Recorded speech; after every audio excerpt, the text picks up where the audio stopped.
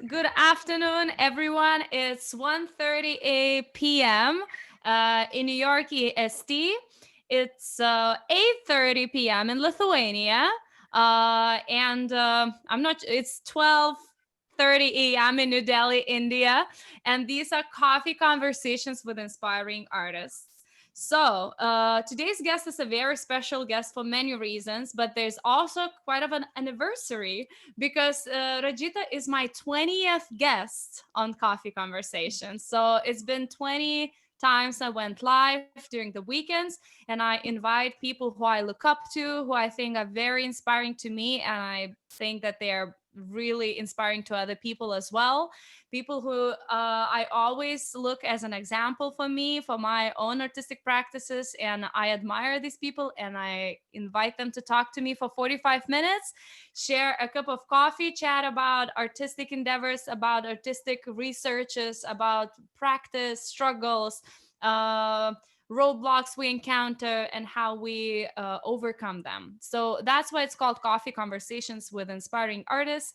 But it's not only for artists, it's for everyone who is every day striving for integrity, who is striving for living their lives happily and manifest it through their daily practice and daily things they do. Not only the big things and flashy things, but actually everyday things we do. So that is what these coffee conversations are about. And I started that on May 30th as the response to the pandemic, and I felt like I really wanted to reconnect with my friends, and usually I would travel or visit them or go for coffee or for lunch or something would happen, and now all of that was gone. So I wanted to recreate and create that platform of just informal chat, like a conversation about life and current things what happening in our lives at the moment. So that's why it's Coffee Conversations. And everyone who is watching, you guys can say hi if you're watching from a different country. Let's say you're not in the United States and you're not in Lithuania. Just if you from India or from Turkey or New Zealand or Scotland or Sweden, you just say hi so we know who is watching. If you have any questions to me or if you have any questions to Rajita, you can always pop in the question in the comment bar. And for those who are watching and haven't met me, although it's on my artist page, but if you specifically joined to see Rajita and you haven't met me or haven't seen me before, my name is Simona Smirnova.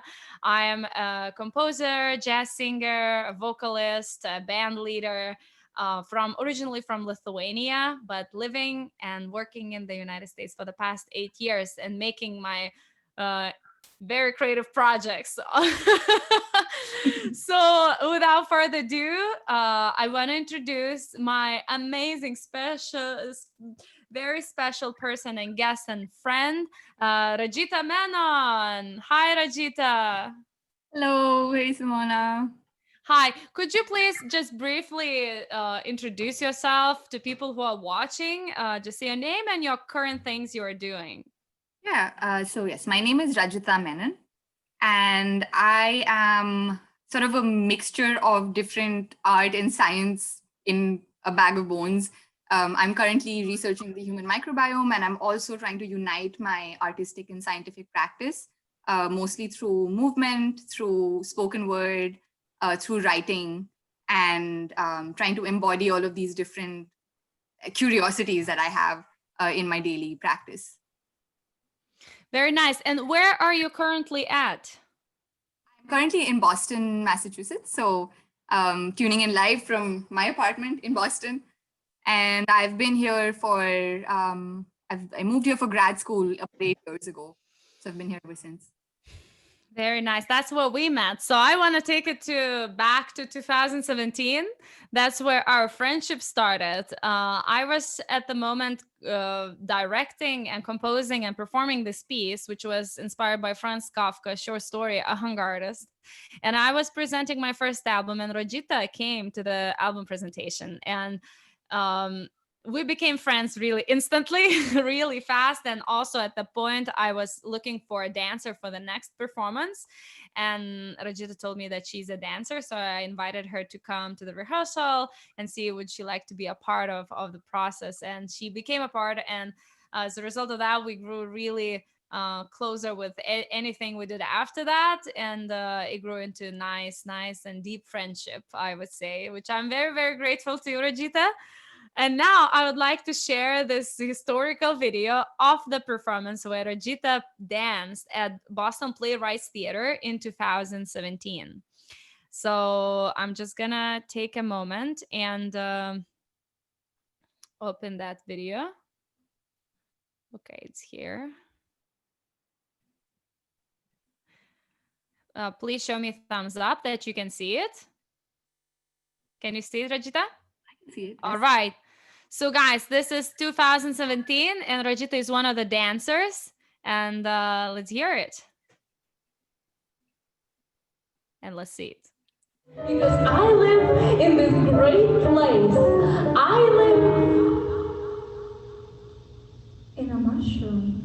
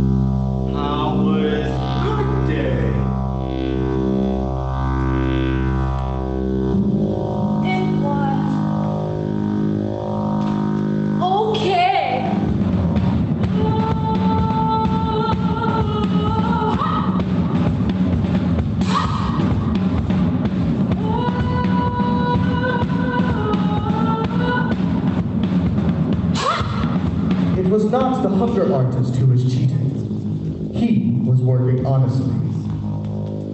The world was cheating him of his reward.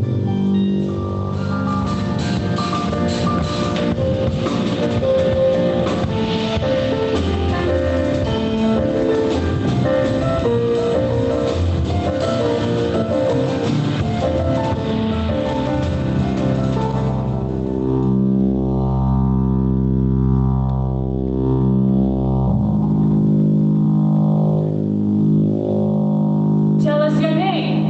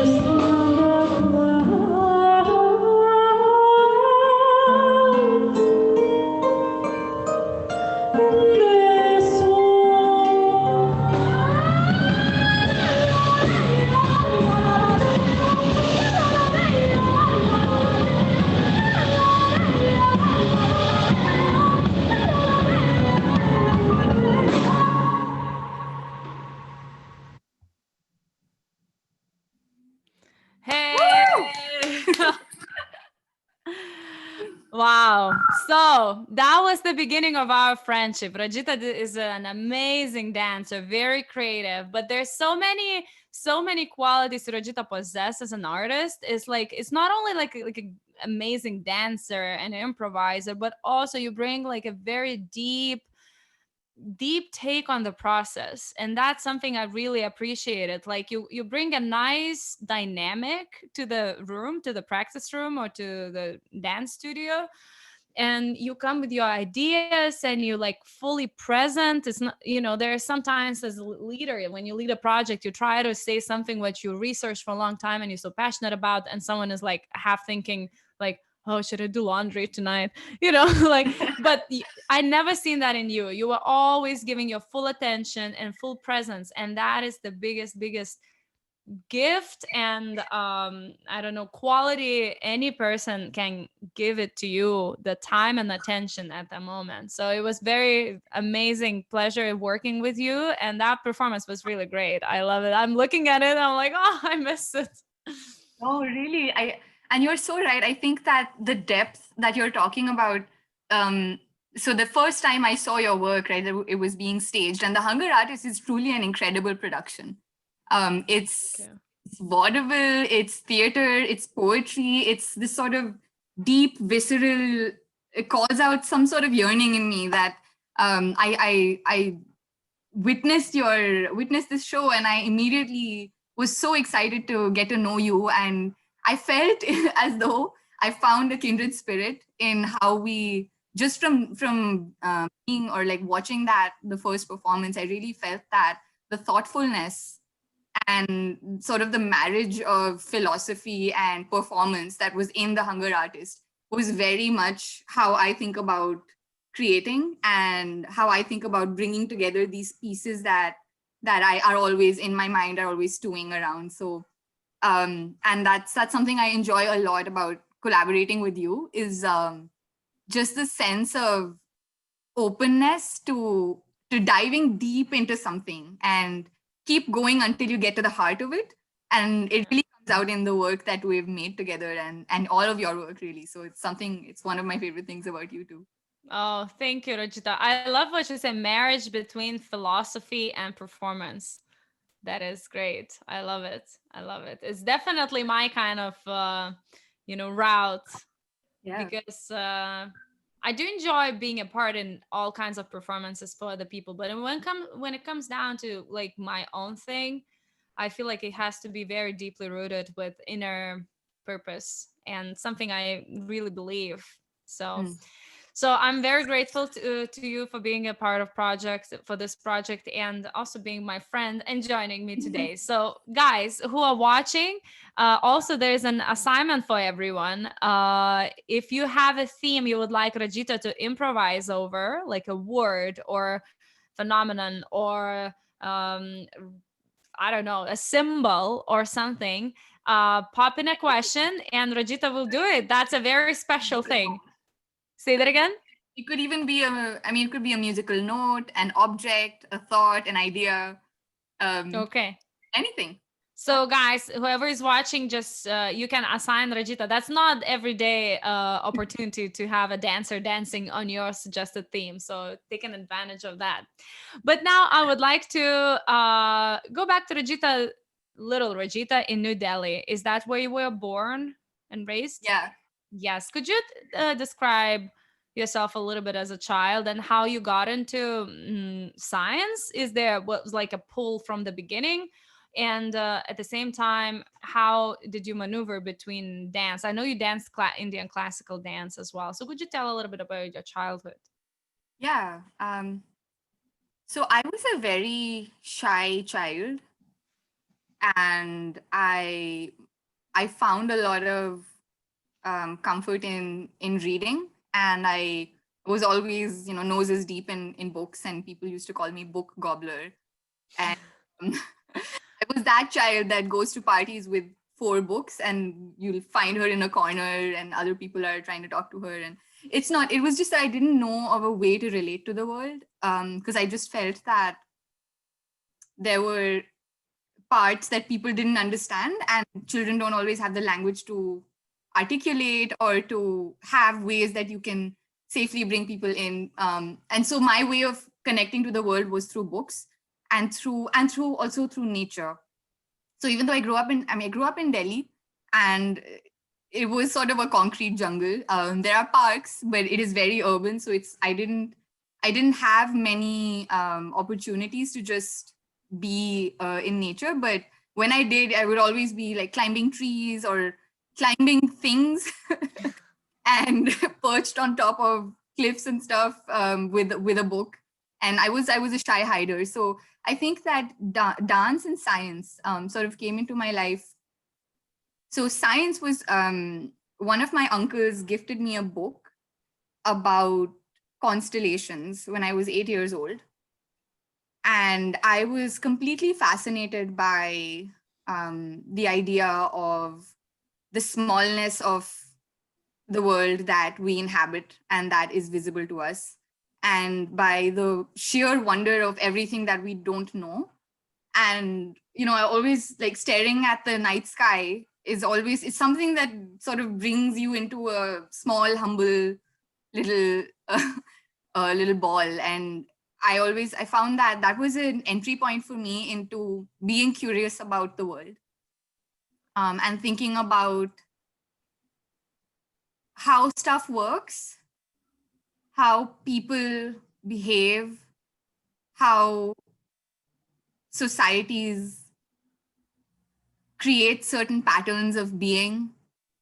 And I was always very interested in the how of things.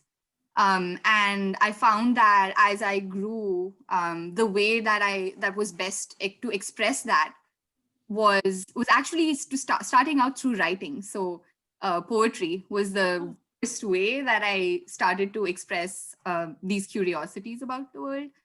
And then through science, sort of gradually and simultaneously realizing that physics, and especially the concepts and the theories and the ability to just sit with the why of things, and then to try to uncover through questionings and through empiricism.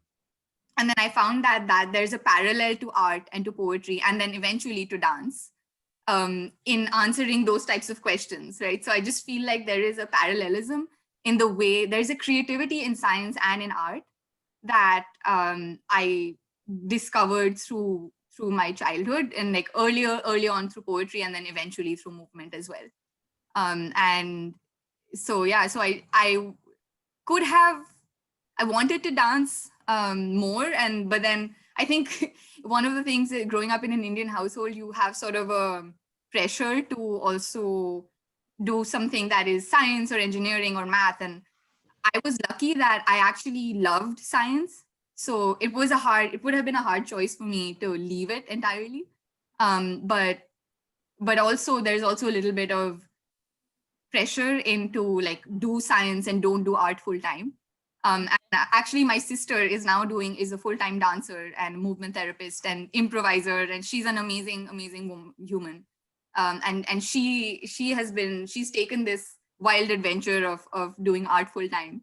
And I feel like in many ways we are on similar paths. But so I chose science, and then I went to college and I studied physics, and then I just sort of continued because that felt like the way that I could understand the world best.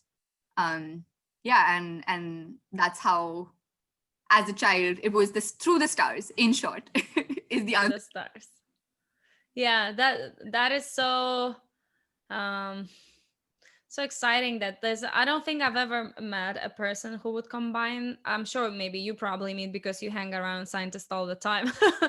But I think it's such a beautiful combination, and I always feel like artists, scientists, and sport people, they kind of in the same thing. I feel like there's so many similarities because science is kind of it has its fashions, it has its times, what's its current and what is trendy. The same art has the same thing, what things come and then they go. It's like very waving. And in terms of practice, I feel like art is very different with being an athlete. It's like you lose it very fast. You cannot stop practicing. That's how I feel it's very much related with an athlete. Maybe athletic profession doesn't have that much like philosophical content, although it depends how you look at it. But like in terms of practice itself, I feel like so similar, because you can't just like say, I'll take, I'm not going to practice anymore like for like 4 months and I'll go back, I'll be fine. That, it takes a while. So I feel like the same with a dance or instrument and singing. So tell me, because we met in Boston, tell me a little bit, how did you decide to come to Boston? Yeah, so I came to Boston for my PhD. And I had at that point, I had a master's degree already from having studied in Delhi until that point. So I was at Delhi University, and then I was at IIT Delhi, and then I applied to. I was interested in statistical physics specifically because the types of questions that I wanted to answer were, again, thinking about um, systems that are generally thought of as outside scientific explication.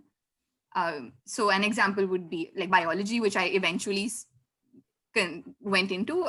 It's still more common for people to try to model biological behavior with mixed success, but people try to do it. Mathematicians and physicists think they can do it. They're mostly wrong, but there is an elegance to describing biological systems with math that really appealed to me.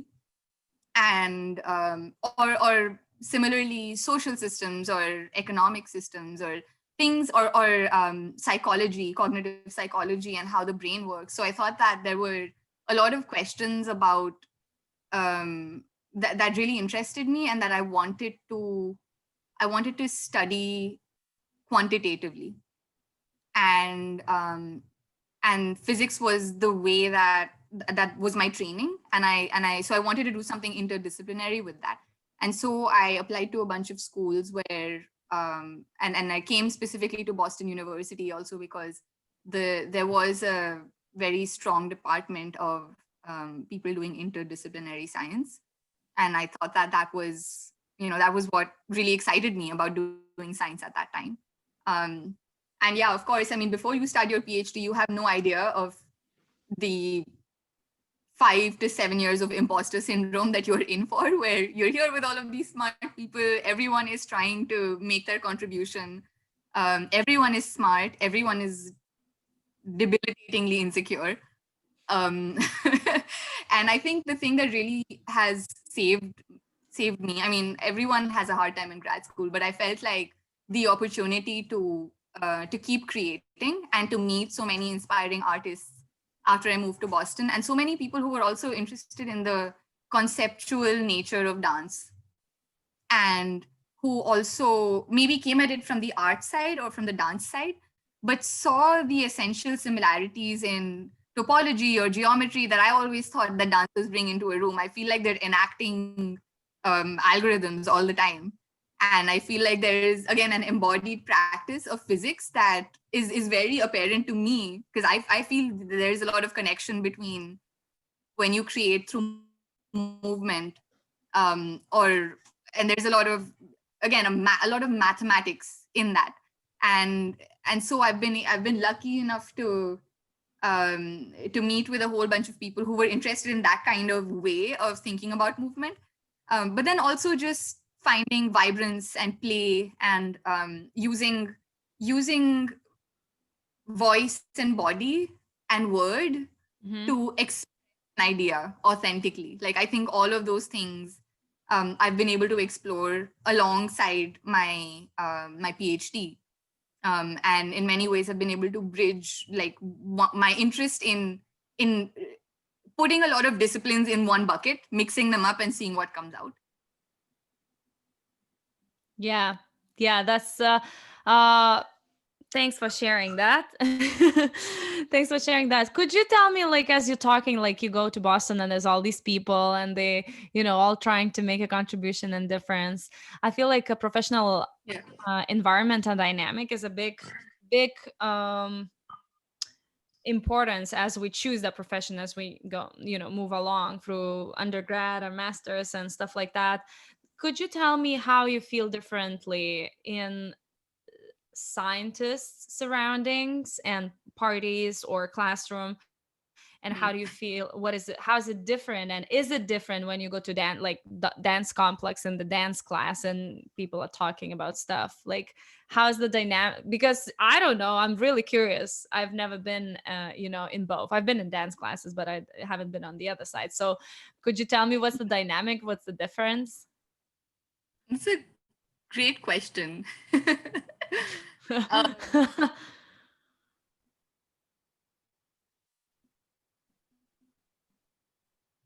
So I think, I mean, for one thing, there is a lack of self-consciousness amongst artists. And so gatherings with artists tend eventually to become dance parties. Uh-huh. And that people are always very willing to share parts of themselves that are scary to show to others. I feel like there is a fearlessness that exists in my artist spaces. Fearlessness. Yeah. So no With- fear. Yes, no fear. No fear. Less fear. There's always fear, but less fear. Mm-hmm.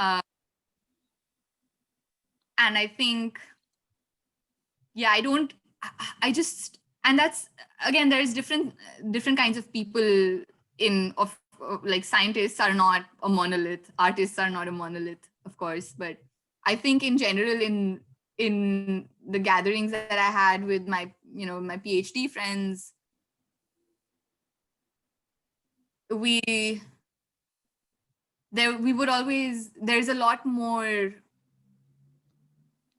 more comfort with conversation that is descriptive of the world, but less, I guess, personal sharing of things that have affected you. Yeah. Right. Unless you're very close with people and with your closest friends, that becomes different. But I guess a typical PhD gathering or a gathering of my classmates, we would sit around, we'll talk. Eventually somebody will start talking about some interesting theorem that somebody else disagrees with, and then we'll go off on some long tangent and we'll argue about symmetries and stuff. So that's one thing. And like that is something that I love doing also, right? Like give me a good mathematical argument. I'm always up for that. And then, I mean, but I also think that with PhD life is very different than once you move further in academia or if you become a scientist in industry. And your circles kind of change, and the ways that you are, because the PhD kind of, it cements, your friend circle becomes very cemented because you're all going through this strange experience, which is partly you're still a class of students and still learning, but you're also actively doing research and you're also figuring out what sort of scientist you are. Mm-hmm. And so you're part professional, part student, part teacher, and always under a huge amount of pressure. So there's like a sense of bonding that happens with the friends that you make during your PhD, that basically any gatherings that we would have it's hard to predict what will happen, because I mean we will talk, usually there would be wine because there's all the pressure, and then so I think fundamentally people are people, but I think that there's a certain amount of wordiness that comes in my science circles, and a different kind of wordiness that comes in my art circles. So I don't know if that is an answer you were looking for. No, that is a great answer. And we got more questions actually as you were talking. So I just want to say thank you for everyone who are joining. Actually, at some point I saw Jamichael joining. So Jamichael, if you're watching, we missed you. We had a great time dancing with you, and you were just now in the video. So Kavita, thank you. Says hi, Simona Rajita. Ashish says hi. Shivani says Rajita love. Wow, I'm gonna try to pronounce this. Jyotsna Suri. Jyotsna. Okay, also says awesome claps. Now Christina, my friend from Turkey, sends us love from Turkey. We have a theme for your dance, which I'm not gonna say yet, so you Yes. don't start wondering, in your mind. Ramita, that's your sister, right? Ramita says, "Oh my God, imposter syndrome is everywhere." And then she says science jargon versus philosophical jargon or jargon. How do you say that? Jargon. Jargon, I think. Jargon. Yeah.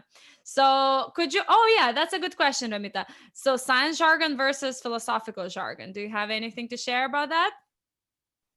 Oh yeah. No, I think that's a good example of the ways in which scientist groups and artist groups are similar in that sometimes you with some people it seems like you use words to cover up your meaning instead of making it clearer.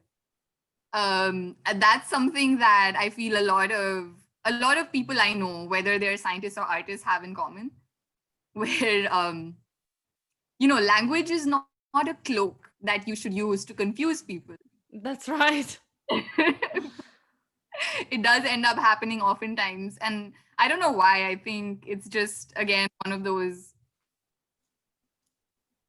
consequences of how the field is developing, whether it's art or science. And I think that the more, and it also becomes kind of closed, because it leads to people, when people can't understand you or follow you, or if you're not being clear enough. And this is very true of science and scientists in general and science communication, which is, I think, also another topic where I always feel that it's important for people who don't study science to realize that there is a way to engage with scientific topics that is accessible.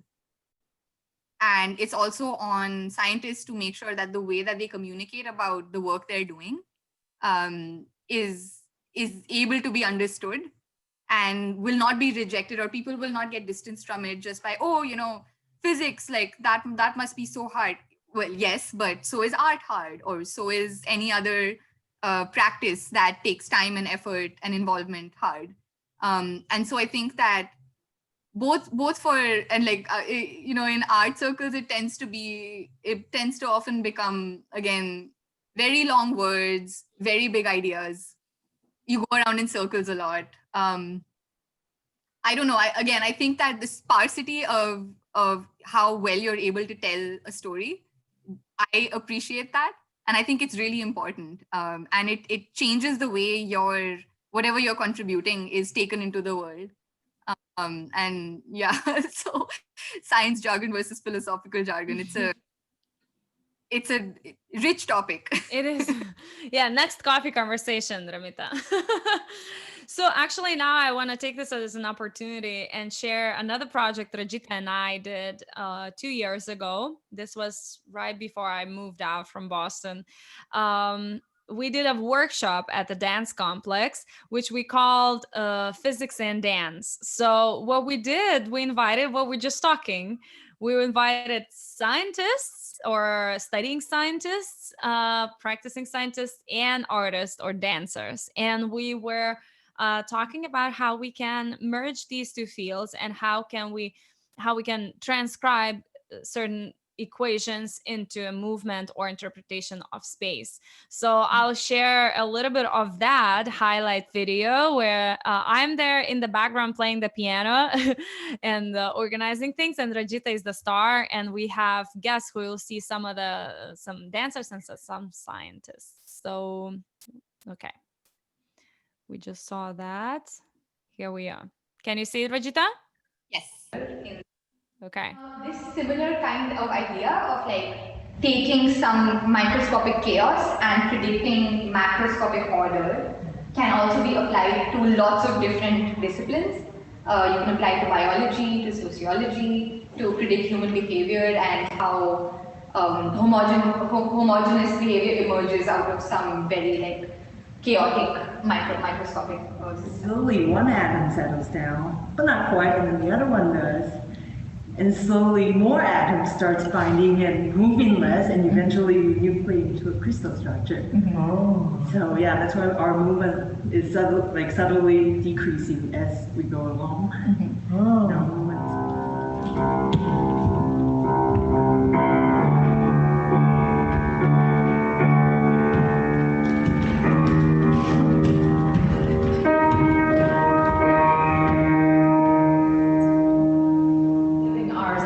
Ours looked like was very scientific in that the atoms were all kind of just doing their thing, right? Like each atom has its own movement and it's not necessarily related to the others. Even when we were crystallized, I didn't feel like we were so connected, and I didn't feel my dance had anything by connection to do with yours.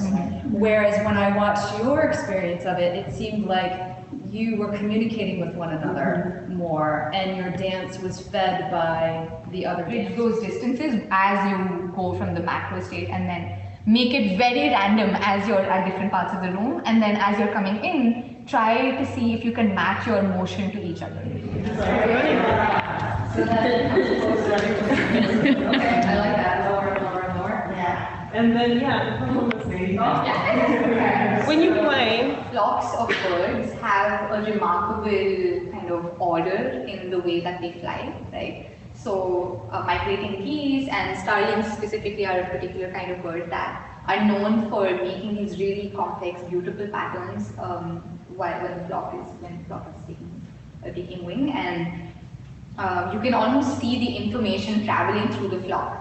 Like when they move, and then you see these waves going through, and some people have tried to, some scientists have tried to model the flock of starlings as a fluid, and try to model how waves go through it, or mechanistically. You can do like small hand things, small things with your leg, whatever you want, but make them slow and exact enough that everyone can mimic what you're doing.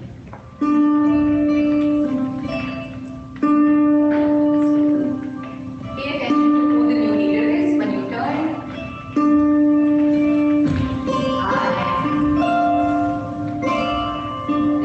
What statistical physics tries to do in this context is, okay, think about, you have this system of starlings, and I will put it to you as a dancer or as a scientist or whatever, that if you were to recreate a flock using the minimum number of rules that you can, right?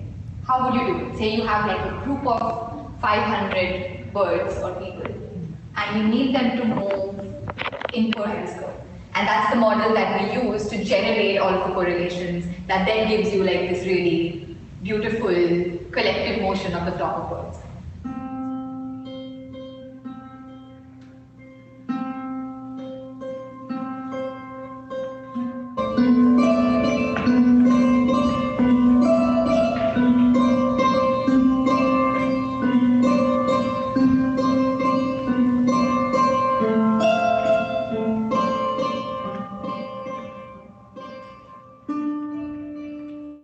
Yay! Wow. So, It's been some time. Yeah. So I feel like this video really explains of, what we're talking about. And I'm so glad we actually managed to capture some footage from that workshop. Yeah, go on. Ramita says, oh, wow, can you plan this workshop online again so more of us can join? We can think about it. That's true. Yeah. So thanks for the suggestion. Rajita, did you say something and I interrupted you? I was just saying that planning the exercises for that workshop, I felt like, yes, this is a workshop for dancers and for artists and for scientists, like a movement workshop, but it's also a way that you could teach physics. And going back to the question of accessibility, and because some people relate to math on a page, some people understand it differently. And again, if your embodied understanding of what, and like flocking is very common. So the thing that we saw in the workshop, that was something called flocking, which dancers do again all the time without really thinking about it. And we added a conceptual layer on top of that, of connecting that to how birds flock. And often seeing that happen makes you, if you're just someone that's learning about collective behavior in physics, having a class that was designed around that is really, I remember thinking it would be cool to, if I was teaching a class, I would do a lot more embodied, like give them a homework problem that they would have to solve by, like, again, using either with other people in their home or just using their body, to understand how this like flocking or other kind of statistical physics stuff works. But it's cool. You should start your own university, Rajita. I would be a first student, you know. You could teach, you know, like physics through dance. That sounds in the regular practice. Like imagine you actually like dedicate like a year to this, you know. Yeah, That it's would be so great because we one of just the really biggest. touched on the subject in a couple of hours. But if it's developed long study and program, that would be so amazing. Ramita says kinesthetic learning for the win. So Rajita, before we go to your dance performance, our conversation is going towards the end, and it passes really fast. I didn't understand how fast that was. I just want to say cheers, since it's coffee conversations. Cheers to everyone who are listening. Thank you for joining. Rajita is in Boston. I'm in New York. We are on the same time zone. I know Turkey is the same as Lithuania. So hello there, who's watching. And Rajita, would you share your current things? I know during Corona, group dancing is not something what is happening, or maybe happening very limited at limited capacity. But you can share maybe something even before COVID, like what the latest or current or the latest project you are part of. Yeah. So I think I just keep saying yes to everything. um, COVID, I was definitely having a problem with how many, and you don't realize because the rehearsals of different things will be 2 times a week. So like for months you would have maybe rehearsals 4 or 5 nights a week, and then there's performances, and then it's just tech and dress for everything at the same time. And but I'm always, I have to remind myself to rest, which, so since I think in the last 2 or 3 years, I've been doing a lot of different movement things. So I work, I'm a slam facilitator with Paradise Moves. That's a movement theater company in Boston. And a movement slam is like it's an hour and a half class where half of it is you play improv games, theater games with your body, with other people, you connect with people. And then for the other half, it's sort of a structured improv where you can, and the space is magic because improv is magic. You never know what's going to happen. And you never have the same slam twice. So I'm a facilitator with other amazing dancers for Paradise Moves. And then other than that, I've also been getting a little bit into the theater, radio theater in Boston. I've been in a couple of plays with PMRP, which is Post Meridian Radio Players, who do this really cool thing where, so we perform in a church and it's a staged reading. So we'll be in full costume and we read, it's like really fun because you're in character and you get to watch this play happen. The coolest thing about it is the Foley.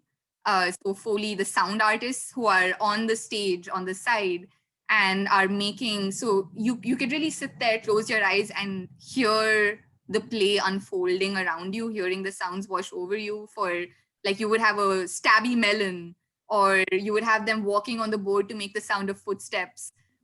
And it's just really cool and really a fun experience. So I've been doing more of that.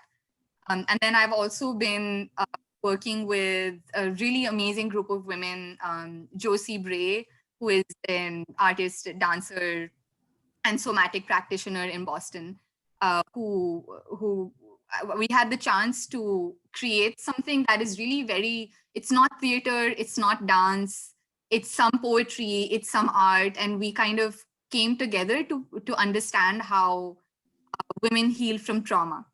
And it was a kind of a body exploration.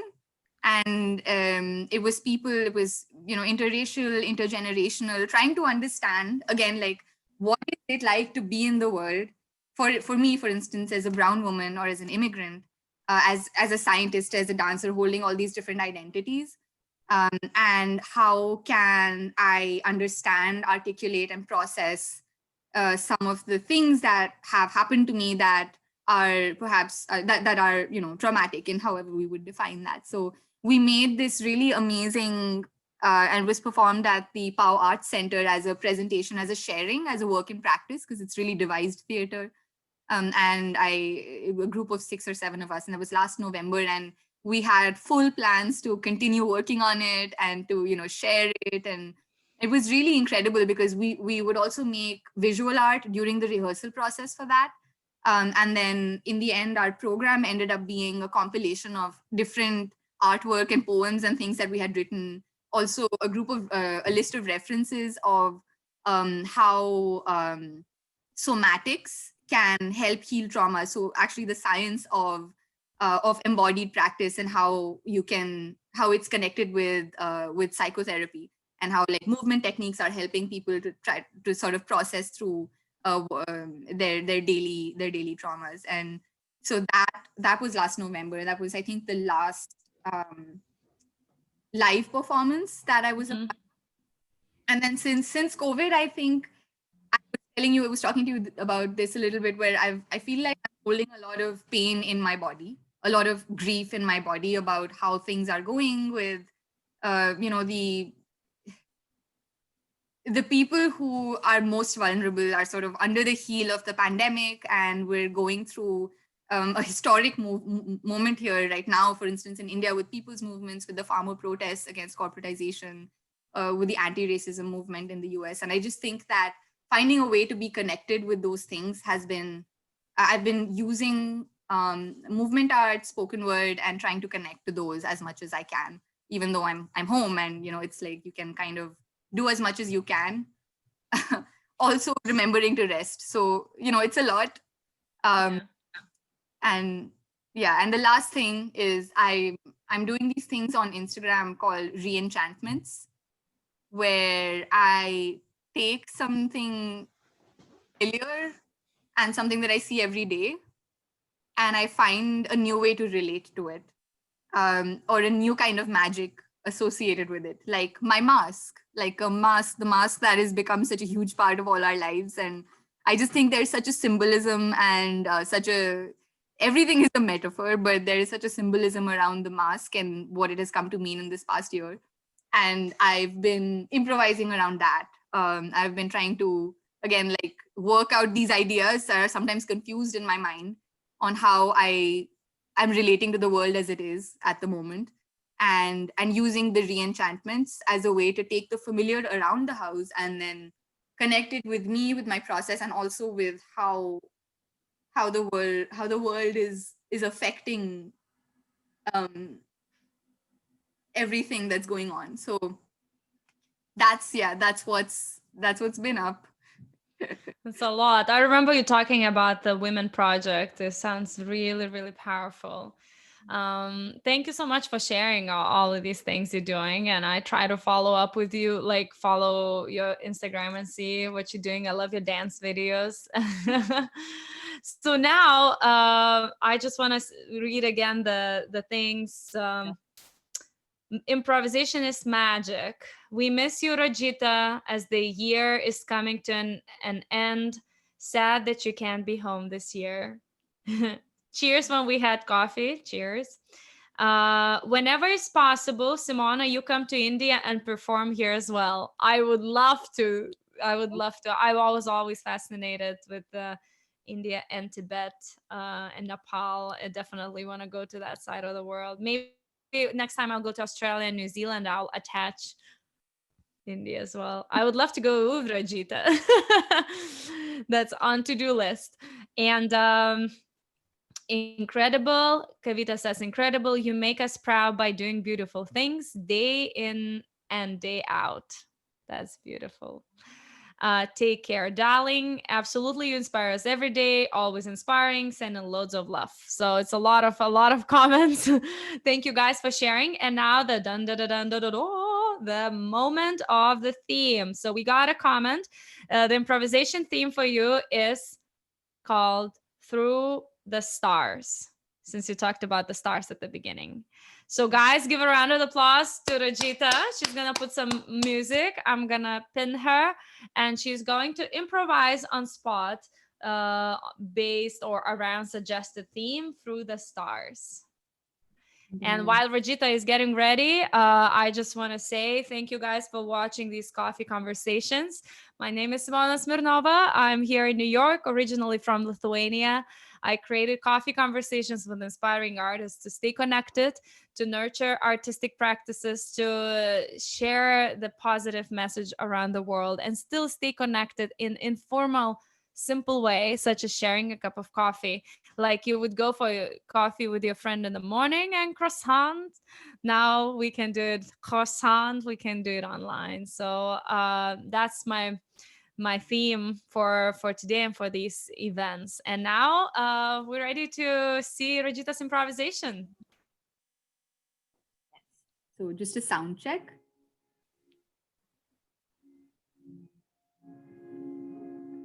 Are you able to hear that?